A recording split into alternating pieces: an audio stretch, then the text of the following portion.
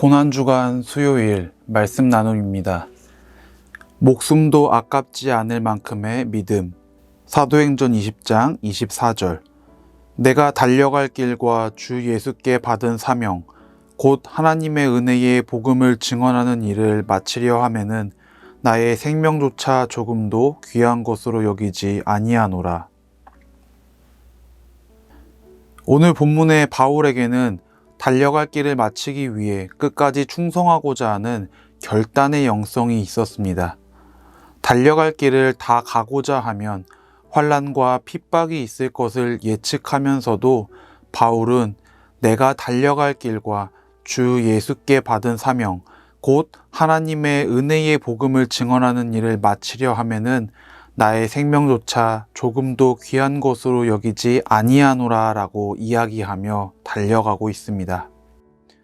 나의 갈 길을 다 가겠다고 따라 죽는 것이 하나님의 뜻이라면 죽음도 불사하겠다는 순교를 각오한 결단을 보여주고 있습니다.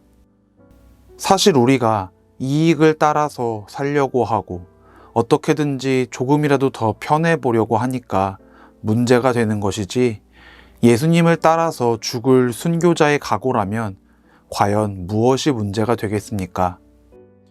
이 고난주간에 우리가 기억해야 할 것은 바로 순교자의 영성을 따라 결단하는 자세입니다. 죽음을 향해 담대하게 달려갈 길을 다 달리고자 하는 마음입니다. 목숨을 내놓으면 주님은 우리에게 목숨을 주십니다. 얻고자 하면 잃지만 버리고자 하면 모두 다 얻을 수 있습니다. 오래전에 죽기 아니면 까무러치기라는 코미디 영화가 있었습니다. 중년의 형사가 잘못된 건강검진 결과로 인해서 죽을 병에 걸렸다고 착각을 하게 됩니다.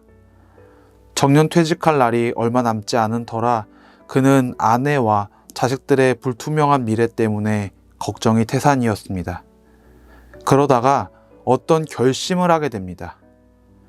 순직을 해서 많은 보상을 받고 가족에게 남기기로 결정을 합니다.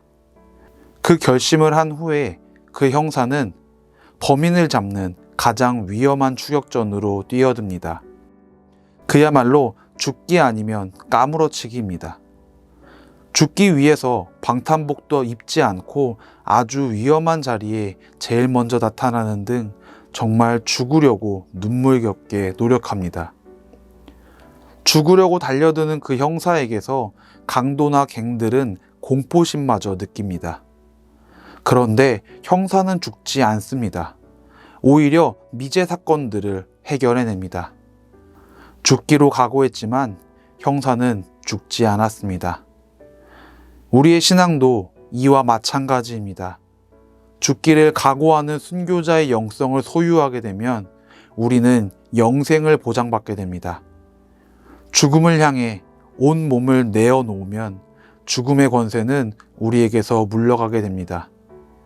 고난주간에 보내고 있는 이때에 죽음을 각오하고 십자가로 올라가신 예수님과 자신의 모든 것을 내어놓고 온전히 주님의 말씀을 전하기에 힘썼던 사도 바울을 본받아 끝까지 충성하고 나의 생명조차 아까워하지 않을 수 있는 그런 주님의 귀한 자녀들로 나아가실 수 있기를 간절히 소망합니다.